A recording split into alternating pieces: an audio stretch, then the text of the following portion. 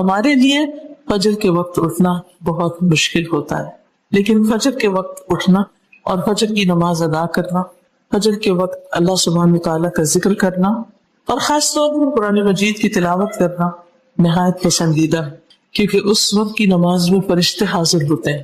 جو واپس جاتے ہیں تو اللہ تعالیٰ ان سے پوچھتے ہیں کہ میرے بندوں کو کس حال میں پایا؟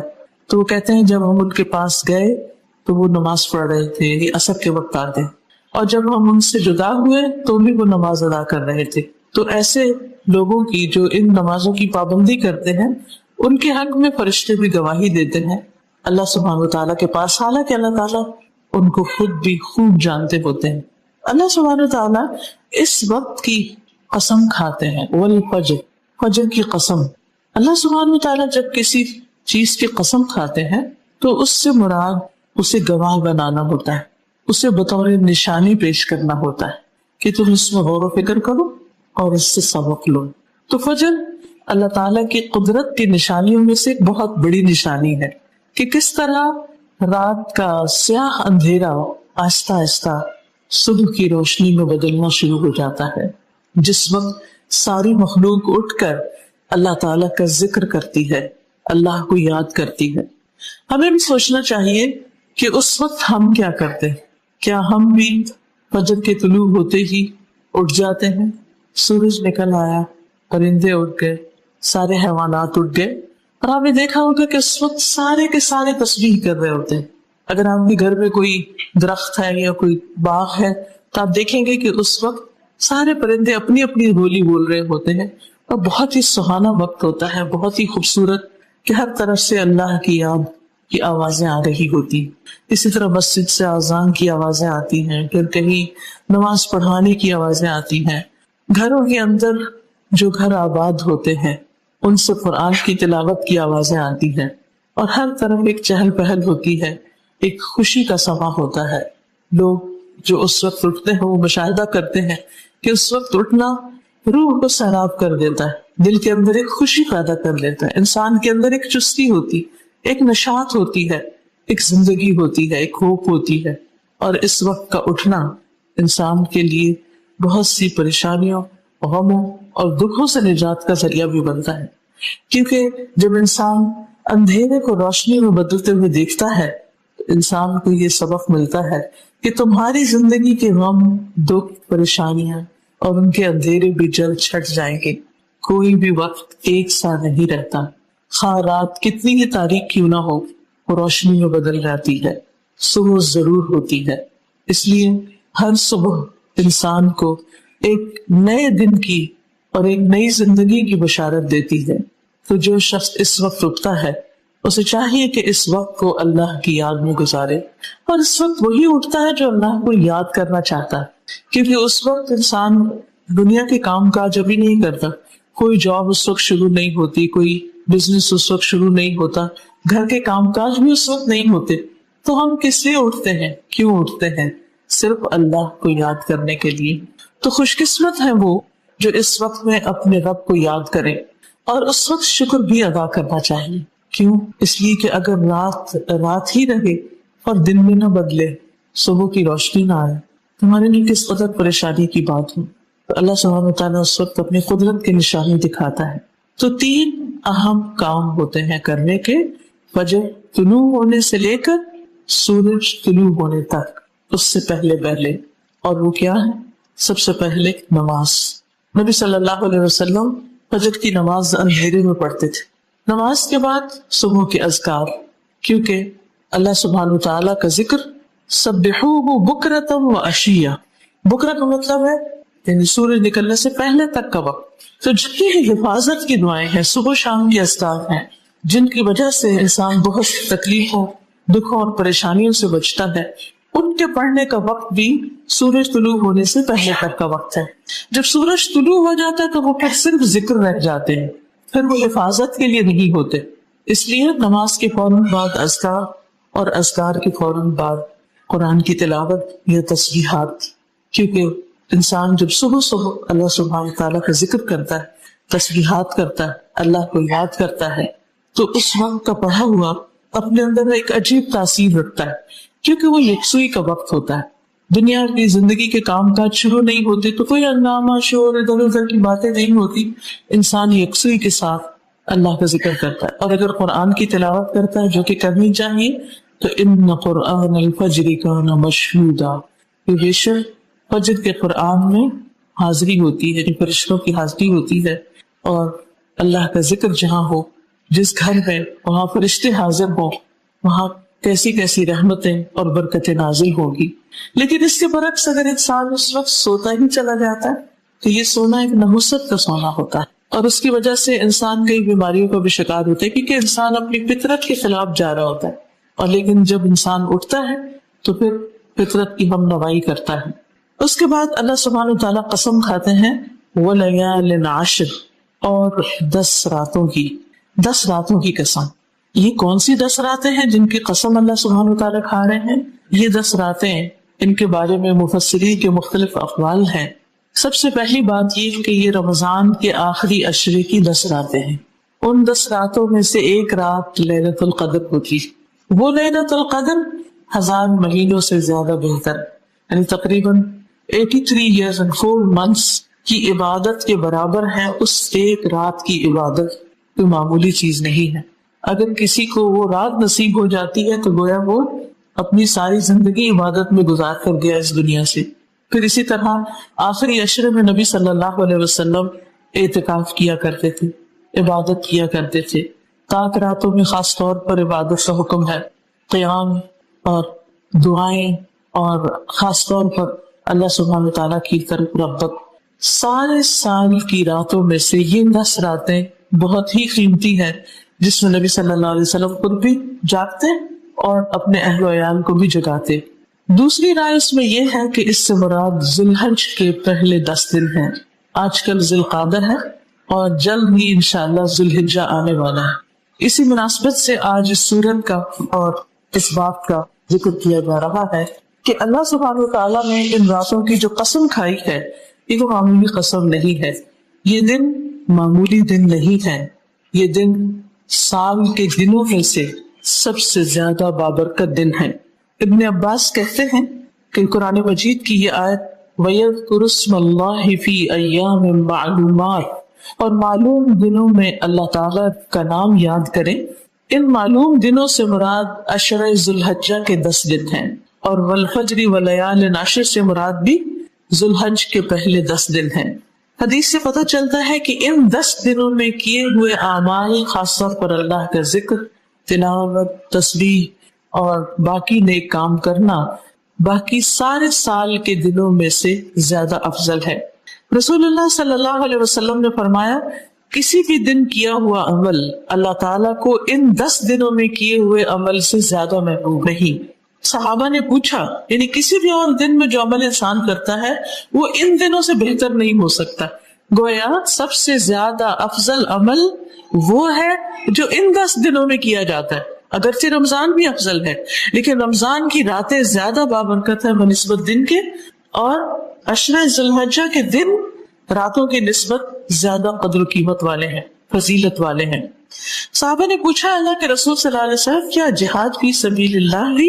آپ نے فرمایا جہاد فی سبیل اللہ بھی نہیں، مگر وہ شخص جو اپنی جان اور مال کے ساتھ نکلے اور کچھ واپس لے کر نہ آئے، یعنی اپنی جان بھی دے دے، اس کا گھوڑا یا جو بھی اس کے ساتھ گیا وہ سب بھی ختم ہو جائے، تو ہاں اس کا عمل افضل ہو سکتا ہے، لیکن باقی کسی اور نیکی کا کسی اور دن میں کیا ہوا عمل ایسا افضل نہیں ہو سکتا جو ان 10 دنوں میں کیا جائے۔ اب یہ ہے کہ افسوس کے ساتھ یہ کہنا پڑتا ہے کہ ہمارے معاشرے میں عام طور پر ان دنوں کا اہتمام نہیں ہوتا۔ رمضان کا اہتمام تو ہوتا ہے، سب کو پتا ہے رمضان آ رہا ہے اور بہت برکتوں والا مہینہ ہے اور عبادت کرنا ہے اور روزہ رکھنا ہے، لیکن ان 10 دنوں سے عموماً لوگ غافل ہوتے ہیں۔ تو چونکہ آئندہ چند دنوں میں یہ مہینہ داخل ہونے والا ہے تو ہمیں پہلے سے ہی پلاننگ کر لینی چاہیے۔ کامیاب لوگ وہ ہوتے ہیں جو کسی کام یا کسی وقت یا موقع کے آنے سے پہلے اس کی پلاننگ کر لیتے ہیں کہ یہ کام ہم کیسے کیسے کریں گے۔ تو ان 10 دنوں میں ہمیں کیا کیا نیک عمل کرنے ہیں ان کی بھی ہم لسٹ بنا لیں اپنے پاس، بلکہ ایک بروشر ہے چھوٹا سا، اس میں مختلف کاموں کی ٹپس دی ہوئی ہیں کہ آپ کیا کیا کر سکتے ہیں، کیونکہ بعض اوقات انسان خود ایسی چیز زیادہ نہیں سوچ سکتا، لیکن دوسروں سے مدد لے سکتا ہے تو اس کو بھی آپ پڑھ سکتے ہیں. بہرحال ان دنوں کے محبوب ہونے کی وجہ کیا ہے؟ اس لیے کہ انہی دنوں میں حج ہوتا ہے. 9 ذی الحج حج کا دن ہے، عرفہ کا دن. رسول اللہ صلی اللہ علیہ وسلم نے فرمایا کوئی دن ایسا نہیں کہ جس میں اللہ تعالیٰ عرفات کے دن سے زیادہ لوگوں کو جہنم سے آزاد کرتا. یعنی پورے سال میں سے عرفہ کا دن ایسا ہے کہ جس میں سب سے زیادہ لوگوں کی بخشش ہوتی ہے، اور اس میں شیطان اپنے سر پہ خاک پھینکتا ہے اور روتا ہے اور پیٹتا اور کہتا ہے میں نے اس شخص کو ساری زندگی بہکایا اور اس کے پیچھے لگا رہا اور اس سے میں نے بڑے بڑے گناہ کروائے، لیکن آج یہ یہاں پر حاضر ہو کر اللہ کے آگے رو رہا ہے، اللہ تعالیٰ اس کو معاف کر دے رہا ہے، تو میری تو ساری کوشش ہی برباد گئی.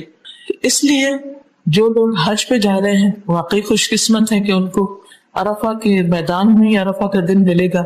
لیکن جو لوگ یہاں پر بھی ہیں انہیں بھی اس دن روزہ رکھ کر عرفہ والوں کے ساتھ اجر و ثواب میں شریک ہونا چاہیے اور خوب خوب استغفار کرنی چاہیے، اللہ تعالیٰ سے معافی مانگنی چاہیے.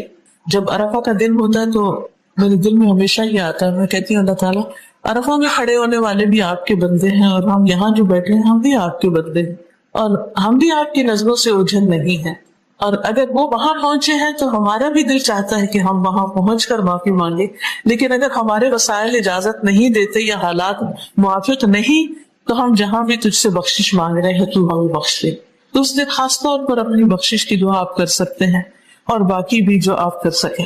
اور اس عشرے کا آخری دن جو ہے وہ 10واں دن یوم النحر کہلاتا ہے، اور یہ قربانی کا دن ہے جس کے بارے میں رسول اللہ صلی اللہ علیہ وسلم نے فرمایا اللہ تعالیٰ کے نزدیک سب سے فضیلت والے دن یوم النحر اور یوم القر ہیں، یعنی جو منا کے دن ہے. تو اس لیے ان دنوں کی خاص طور پر مہربانی کرنی چاہیے. اس تاریخ کو ہم روزہ وغیرہ تو نہیں رکھ سکتے، لیکن پہلے 9 دن جو ہیں اگر آپ پسند کریں تو سارے روزے آپ رکھ سکتے ہیں، کیونکہ یہ روزے باقی سال کے روزوں سے، نفلی روزوں سے زیادہ افضل ہیں. اسی طرح صدقہ خیرات، ذکر الہی، اور اس دن کا جو روزہ ہے 9 ذی الحج کا، اس کے بارے میں حدیث میں آتا ہے کہ 9 ذی الحجہ یوم عاشورہ اور اس دن کا روزہ گزشتہ سال اور آئندہ سال کے گناہوں کا کفارہ ہے. ایک اور روایت سے پتہ چلتا ہے کہ رسول اللہ صلی اللہ علیہ وسلم 9 ذی الحج، یوم عاشور اور ہر ماہ میں سے 3 دن کے روزے رکھا کرتے تھے. لیکن حاجی جو میدان عرفات میں ہوتے ہیں انہیں یہ روزہ نہیں رکھنا ہوتا، ان کے لیے اس روزے کی ممانعت ہے، کیونکہ ان کا اصل ریچول زوال آفتاب کے بعد عرفہ کے میدان میں کھڑے ہو کر دعائیں کرنا ہے، اللہ سبحانہ وتعالیٰ کو یاد کرنا ہے. اور اس دن کا سب سے افضل ذکر لا الہ الا اللہ وحدہ لا شریک لہ لہ الملک ولہ الحمد وہو علی کل شیء قدیر ہے. پھر اسی طرح اس کی 10 تاریخ کو ہماری عید ہوتی ہے، اور عید کے دن عید کی نماز پڑھنا، پھر قربانی کرنا، اور قربانی اللہ کی رضا اور خوشنودی کے لیے کرنا، تقوی حاصل کرنے کے لیے کرنا.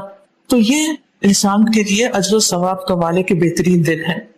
اور پھر جب انسان قربانی کرتا ہے تو جو بھی قربانی کا جانور وہ ذبح کرتا ہے تو اس جانور کے ذبح کرنے میں اگرچہ خون بہایا جاتا ہے، لیکن قربانی صدقے کی بہترین قسم ہے.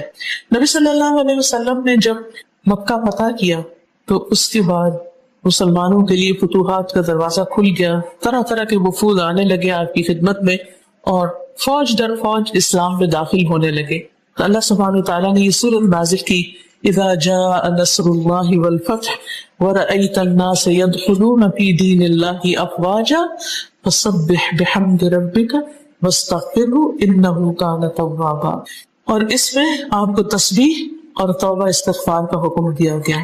اس کے علاوہ سورۃ الکوثر نازل ہوئی جب تو اس میں فرمایا انا اعطیناک الکوثر فصل لربک وانحر ان شانئک هو الابتر، کہ ہم نے آپ کو یقیناً بہت خیر عطا کی. حوض کوثر کی طرف اشارہ ہے.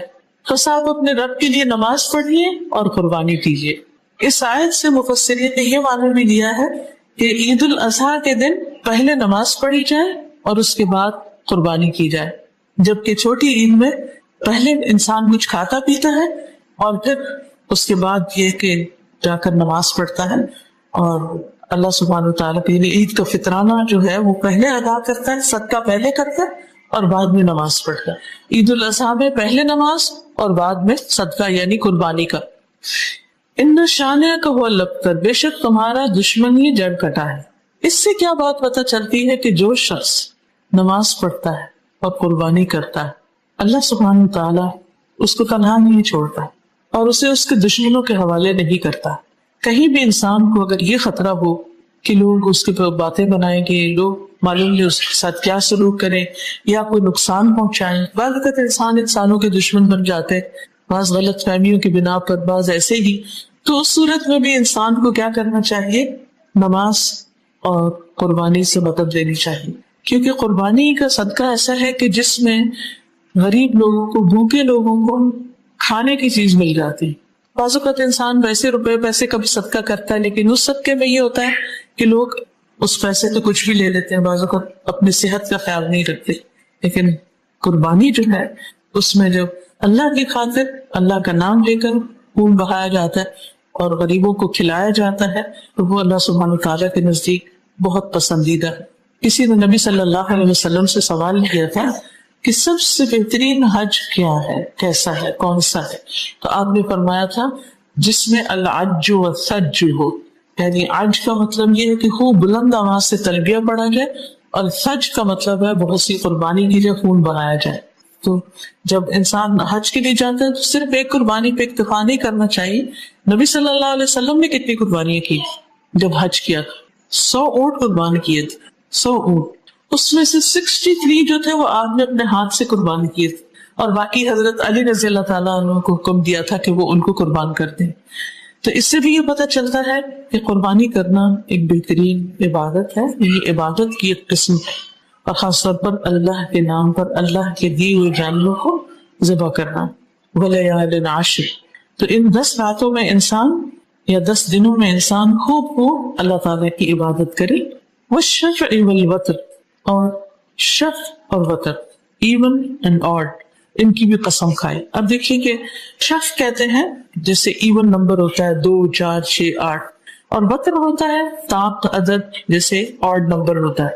اب دنیا میں جتنی بھی چیزیں ہیں اگر آپ غور کریں تو وہ شفع ہے، 2 جوڑا جوڑا، اور وتر جو ہے وہ اللہ سبحانہ تعالیٰ کی ذات ہی اکیلی ہے۔ ایک حدیث میں آتا ہے کہ ان اللہ وتر یحب الوتر، کہ اللہ سبحانہ تعالیٰ ایک ہے اور وہ ایک یا طاق عدد کو پسند کرتا ہے، یعنی وتر کو پسند کرتا ہے۔ طاق تو ہوتا ہے وہ دوسرا، لیکن وتر کو پسند کرتا ہے۔ تو اب آپ دیکھیے طاق اور وتر ایک ہی چیز ہے۔ طاق اردو میں کہتے ہیں، وتر جو ہے عربی میں کہتے ہیں، اور جفت کہتے ہیں ایون کو۔ تو اللہ سبحانہ تعالیٰ کو کام کرنے میں جو آڈ نمبر پہ کام کرنا جو ہے وہ زیادہ پسند ہے۔ مثلا آپ دیکھیے جیسے آپ نماز میں تسبیح پڑھتے ہیں، سبحان ربی العظیم، سبحان ربی الاعلیٰ، تو 3 دفعہ 5 دفعہ 7 دفعہ اس طرح آپ پڑھتے ہیں۔ اسی طرح رات کی آخری نماز وتر ہے اور اس پر تمام نمازوں کا اختتام ہوتا ہے۔ اس طرح آسمانوں کا ذکر آتا ہے تو 7 آسمانوں کا ذکر آتا ہے۔ باقی بھی بہت ساری چیزوں میں طاق کا عدد ہے وہ پسندیدہ ہے، کہ اس طاق عدد میں کام کرنا یا نمبر جہاں گننے ہو۔ بعض مفسرین نے وتر سے مراد عرفہ کا دن لیا ہے اور جفت سے مراد یوم النحر لیا ہے، اور ان 2 دنوں کی اہمیت کی وجہ سے ان کی قسم کھائی گئی کہ دیکھو کس طرح اللہ سبحانہ تعالیٰ تمہارے گناہوں کو بخشتا ہے عرفہ کے دن، اور کس طرح اللہ سبحانہ تعالیٰ عید کا دن تمہیں خوشیوں کا دن دیتا ہے، اور اس میں بھی انسان جو قربانیاں وغیرہ کرتا ہے اس کی بنا پر انسان اللہ کا قرب پاتا ہے۔ کہ قربانی کا لفظ جو ہے یہ دراصل قرب سے نکلا ہے، قرب یعنی انسان قربانی کر کے اللہ تعالیٰ کے قریب ہوتا ہے، اللہ تعالیٰ کی رحمت پاتا ہے۔ کیونکہ اللہ تعالیٰ کیا چاہتا ہے کہ بندہ اللہ کی محبت میں باقی ہر محبت کو قربان کر دے۔ تو انسان کو عموماً اپنے مال سے محبت ہوتی، یا پہلے زمانے میں لوگ خود جانور پالتے تھے اور اس کے بعد ان کو قربان کرتے تھے۔ تو جس جانور کو آپ پالتے ہیں، اصل اگر آپ نے اس کو 1 سال تک اپنے پاس رکھا ہے اور اس کو اپنے ہاتھ سے کھلا رہے ہیں، پلا رہے ہیں، اس کو صاف ستھرا کر رہے ہیں، تو اس سے آپ مانوس ہو جاتے ہیں، اس سے آپ کی محبت ہو جاتی ہے۔ جن لوگوں نے پیٹس رکھے ہوئے ہیں یا پیٹس کے شوقین ہیں ان کو اچھی طرح پتا ہے کہ اس سے کتنی محبت ہوتی ہے، اپنے بچوں کی طرح بعض اوقات اس سے محبت ہو جاتی ہے۔ اور خاص طور پہ اگر چھوٹے بچے جو ہیں وہ یعنی پیٹس جب رکھتے ہیں تو عجیب ان کی اٹیچمنٹ ہو جاتی ہے اسے. تو اب آپ دیکھیے کہ جب انسان کسی جانور سے اتنی محبت کرتا ہے اور پھر اللہ کے حکم پر اس کے گلے میں چھری پھیر دیتا ہے تو وہ کس بات کا اظہار کرتا ہے کہ اگر میری جان کی بھی ضرورت پیش آئی کہیں تو اللہ کے نام پر میں اپنی جان دینے سے بھی گریز نہیں کروں. تو انسان مختلف طریقوں سے قربانیاں کرتا ہے. فجر کے وقت اٹھنا کیا ہے دراصل؟ قربانی. حج پر جانا کیا ہے؟ قربانی. رمضان کی راتوں میں طاق راتوں میں لیلۃ القدر میں رات کو جاگنا اور عبادت کرنا کیا ہے؟ قربانی. ذوالحج میں روزے رکھنا نفلی کیا ہے؟ قربانی. اسی طرح اپنا مال خرچ کرنا قربانی. تو یہ ساری قربانیاں جو انسان کرتا ہے یہ دراصل اللہ سبحانہ تعالیٰ کے قریب ہونے کے لیے. اور اللہ سے قریب ہونا اس میں ایسی لذت ہے, اس میں ایسا سکون ہے, ایسی خوشی ہے کہ جس کو وہی محسوس کر سکتا ہے جسے اللہ سے محبت ہے. اس کو ایک چھوٹی سی اس مثال سے سمجھیے اس بات کو کہ ماں کو اپنے بچے سے محبت ہوتی ہے. تو آپ دیکھیے کہ ماں اگر کام کاج بھی کر رہی ہے, کچھ بھی کر رہی ہے, بچہ چھوٹا ہے, جب وہ اسے اٹھا کر, چاہے وہ خود کتنی بھی تھکی ہوئی, اٹھا کر اپنے سینے سے لگاتی ہے, اس کو دودھ پلاتی ہے, اسے اپنے قریب کرتی, تو اس وقت اس کی خوشی, اس کے سکون اور اس کی کیفیت کا کوئی اندازہ ہی نہیں کر سکتا کہ اسے اس وقت کیا مل رہا ہوتا ہے جب اس کا بچہ اس کے قریب ہوتا. اور یہ بچہ اگر دور ہو جائے, کھو جائے, یا اسے کوئی تکلیف ہو, یا بچہ بڑا ہو کر اسے چھوڑ جائے, تو ماں کے لیے اس سے زیادہ اذیت اور کرب کی بات کوئی نہیں ہوتی.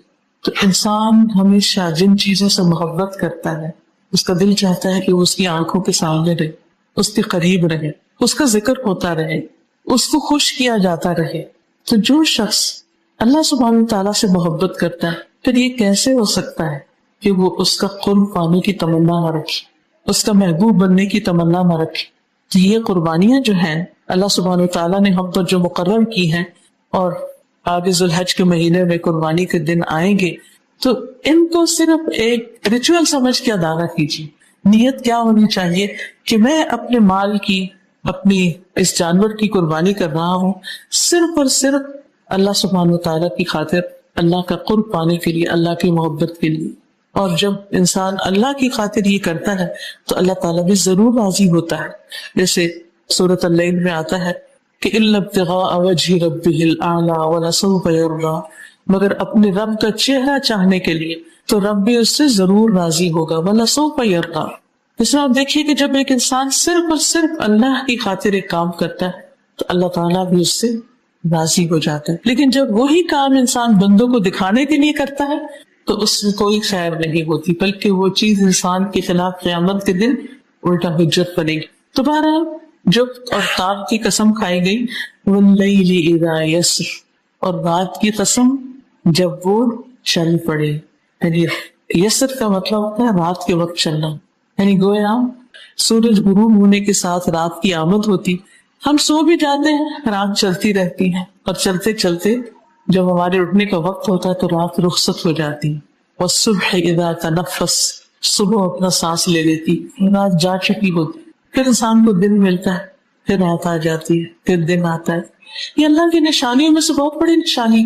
اس سے ہم سب کو یہ یاد رکھنا چاہیے کہ زندگی میں بھی دن اور رات ہوتے ہیں. کبھی خوشیاں ہوتی ہیں, کبھی غم ہوتے ہیں, کبھی آسانیاں ہوتی ہیں, کبھی مشکلیں ہوتی. کبھی انسان کا دل بہت اچھا ہوتا ہے, اس کا ایمان بہت بڑا ہوا ہوتا ہے, اور کبھی انسان بہت اداس ہوتا ہے اور اپنے آپ کو بہت لو فیل کر رہا ہوتا ہے. انسان کی کیفیات ایک جیسی نہیں رہتی. تو اس لیے ہم سب کو یہ سب جن چیزوں کی قسم کھائی گئی, فجر کی اور پھر رات کی قسم کھائی گئی, اور خاص موقعوں کی عبادت کے اوقات کی قسم کھائی گئی, یہ سب ہمیں بہت بڑی تسلی بھی دیتے ہیں کہ ہماری زندگیوں میں اگر کوئی مسئلہ ہے تو وہ ہمیشہ کے لیے نہیں ہے, وہ مسائل ختم ہو جائیں گے, کہ چلے جائیں گے. کوئی بھی چیز پرماننٹ نہیں ہے. ہاں رات آتی ضرور ہے لیکن ٹھہرتی نہیں, چلتی چلی جاتی ہے. پھر اللہ تعالیٰ فرماتے ہیں حل فی ذالک قسم لذی حجر, کیا اس میں کسی عقل والے کے لیے کوئی قسم یعنی گواہی ہے, کوئی نشانی ہے؟ عقل مند لوگ ان قسموں سے, ان چیزوں سے, ان نشانیوں سے کچھ سبق لے رہے ہیں, کچھ لے سکتے ہیں, کیونکہ جو عقل مند ہوتا ہے وہی ان میں غور و فکر کرتا ہے اور ان چیزوں سے اس کو تسلی ہوتی. قرآن مجید کی تلاوت کر کے بھی انسان کو تسلی اور خوشی ہوتی, اور اللہ تعالیٰ کی یہ نشانیاں جو ہیں، دن اور رات کا پھیر جو ہے، ان پہ غور کر کے بھی انسان کو ایک راحت ملتی، ایک سکون نصیب ہوتا ہے۔ پھر فرمایا الم تر کیف فعل ربک بعاد، پچھلے زمانے کے لوگوں کے حالات دیکھو جنہوں نے اللہ کی نافرمانی کی، سرکشی کی، کیا تم نے دیکھا کہ تمہارے رب نے ان کے ساتھ پھر کیا سلوک کیا، ان کا انجام کیا ہوا؟ عاد کے ساتھ کیا ہوا؟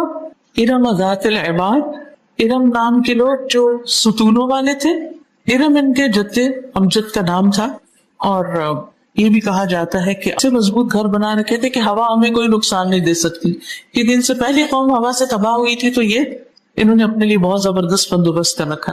کہتے ہیں کہ یہ قوم عادی کے جو بچے ہوئے نیک لوگ تھے وہ پھر ان علاقوں میں آ کے بسے اور انہوں نے یہاں گھر بنائے، لیکن اللہ تعالیٰ نے ان کو بھی زلزلے سے اور ایک چیخ سے تباہ کر دیا، یعنی مضبوط گھر جو تھے اس میں زلزلہ آیا اور چیخ، اور یہ اس آواز کے ساتھ ختم ہو گئی، بجھ کر رہ گئی۔ وہ فرعون ذی الاوتاد، اور فرعون جو کھونٹوں والا تھا، یعنی جس کی بہت بڑی فوجیں تھی، جہاں جا کے وہ پڑاؤ ڈالتا تو خیمے لگ جایا کرتے تھے، اور ویسے بھی ان کا جو سمبل تھا وہ بہت بڑا کیل یا بہت بڑا اس طرح کا، ابھی بھی اگر آپ دیکھیں ان کے اسٹیچوز یا ان کے مجسمے وغیرہ اور ان کی تصویریں تو اس میں آپ دیکھیں گے کہ ان کے ہاتھوں میں خاص قسم کا موٹا سا بڑا سا کیل پکڑا ہوا ہوتا ہے جو ان کی قوت کی علامت تھی۔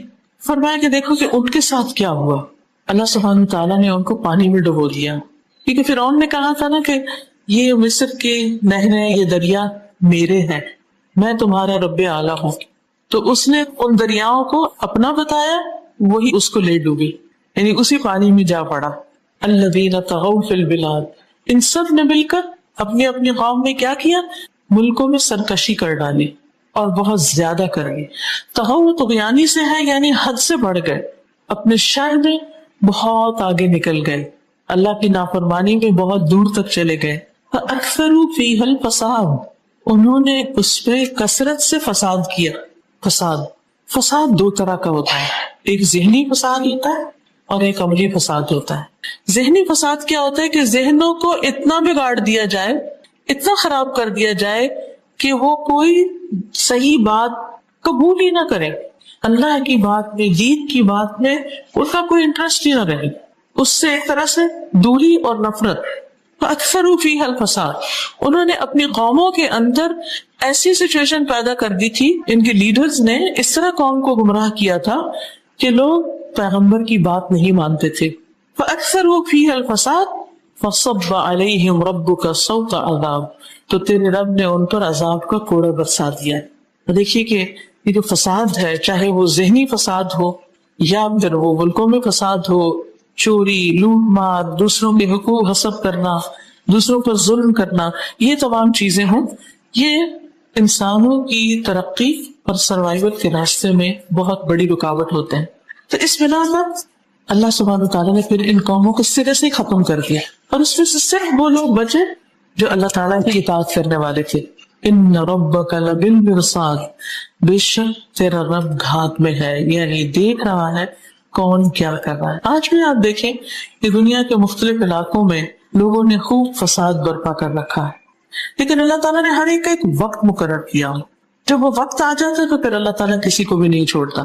جب کسی کو زیادہ مہلت مل جائے، کسی کی رسی دراز ہو جائے تو اسے بے فکر نہیں ہونا چاہیے، اسے یاد رکھنا چاہیے کہ اللہ سبحانہ وتعالیٰ پکڑنے والا ہے اور وہ کسی بھی وقت پکڑ سکتا ہے، اور جب وہ پکڑے تو کوئی چھڑا بھی نہیں سکتا، اور جب وہ پکڑتا ہے تو کوئی کام بھی نہیں آتا۔ فَأَمَّا الْإِنسَانُ إِذَا مَبْتَلَاهُ رَبُّهُ فَأَكْرَمَهُ وَنَعَمَهُ فَيَقُولُ رَبِّي أَكْرَمَنِ، لیکن رہا انسان، یعنی انسان کا حال یہ ہے کہ جب اس کا رب اس کو آزماتا ہے، اس کو عزت دیتا ہے، اس کو نعمتیں دیتا ہے، تو کہتا ہے میرے رب نے مجھے بڑی عزت دی، پھر وہ رب کا نام لیتا ہے۔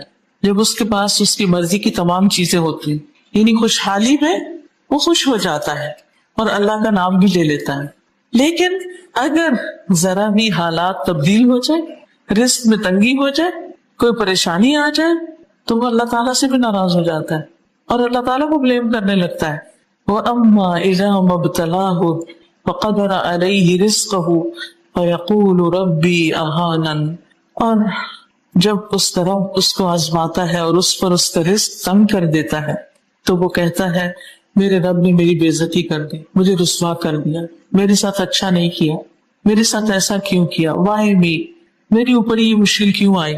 ایک مومن کا یہ کلام نہیں ہو سکتا, ایک مومن یہ بات نہیں کہہ سکتا, کیونکہ مومن تو ہر حال میں یا صبر کر رہا ہوتا ہے یا شکر کر رہا ہوتا ہے. نعمت ملتی ہے تو اللہ کا شکر ادا کرتا ہے, اور اگر تکلیف آتی ہے تو وہ صبر کرتا ہے, اور وہ سمجھتا ہے اس میں بھی کوئی خیر ہے. ہر حال میں وہ اللہ تعالیٰ سے راضی رہتا ہے. یعنی شکر کی اصل یہ ہے کہ صرف اس وقت شکر نہیں کرنا جب نعمتیں ہوں, اس وقت بھی شکر کرنا جب نعمتیں چلی جائیں.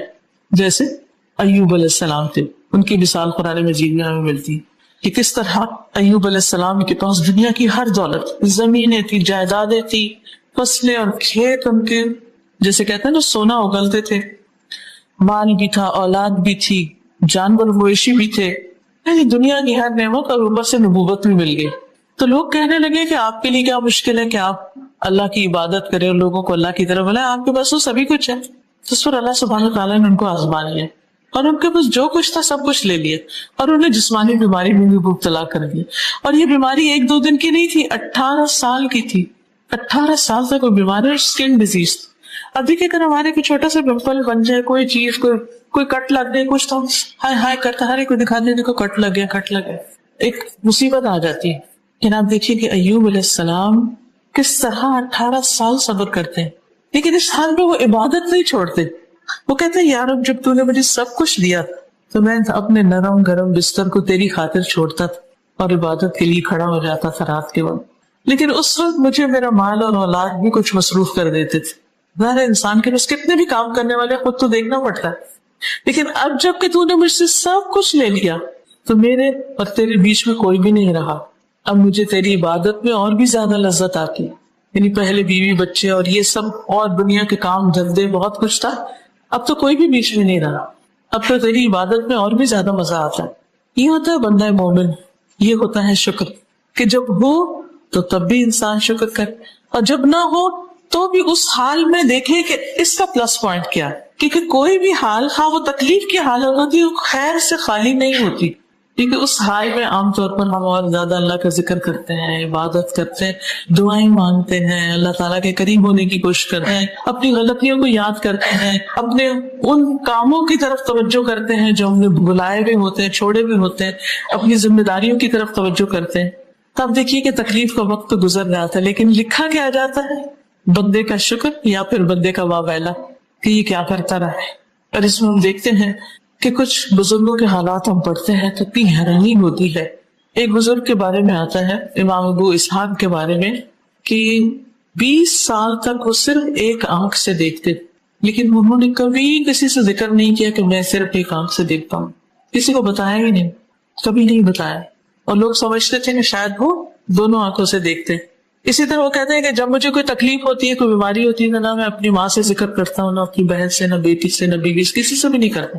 کیونکہ انسان جب اپنے پیاروں کو اپنی تکلیف کی بات بتاتا ہے تو وہ بھی تکلیف میں مبتلا ہو جاتے ہیں, اور اپنے دشمنوں کو تکلیف بتاتا ہے تو وہ خوش ہونے لگتے ہیں. جن کو آپ خوش دیکھنا چاہتے ہیں وہ غمگین ہو جاتے ہیں, اور جن کو آپ خوش نہیں دیکھنا چاہتے وہ آپ سے خوش ہونے لگتے ہیں کہ اچھا ہے اس کو مصیبت آئی. تو جب انسان اپنے دکھ تکلیف کی فریاد اپنے رب سے کرتا ہے اور اس سے دعائیں مانگتا ہے, انما اشکو بثی وحزنی الی اللہ, تو اللہ اس شخص کے دل کو سکون عطا کرتا ہے اور اس کو راہ دکھا دیتا ہے, اور اس پر اپنا کرم نازل کرتا ہے, اور اس کے لیے بے پناہ اجر لکھ دیتا ہے. کیونکہ انما یوفی الصابرون اجرهم بغیر حساب. اور صبر ہوتا ہے اپنے آپ کو روکنا, کس چیز سے, واویلا کرنے سے, شور کرنے سے, ہائے ہائے بچانے سے. کیونکہ جب انسان ان چیزوں سے بچتا ہے تو اسی وقت کو, اسی انرجی کو اللہ کی یاد میں گزارتا ہے, پھر اور کثرت سے ذکر ہوتا ہے اور اچھے اچھے کام کرتا ہے. اور اگر یہ نہ کرے تو پھر انسان سارا دن ایک ہی چیز کو لے کے پڑا رہتا ہے. زندگی تو ایک بار ملی ہے, دوبارہ تو ہم نے دنیا میں نہیں آنا.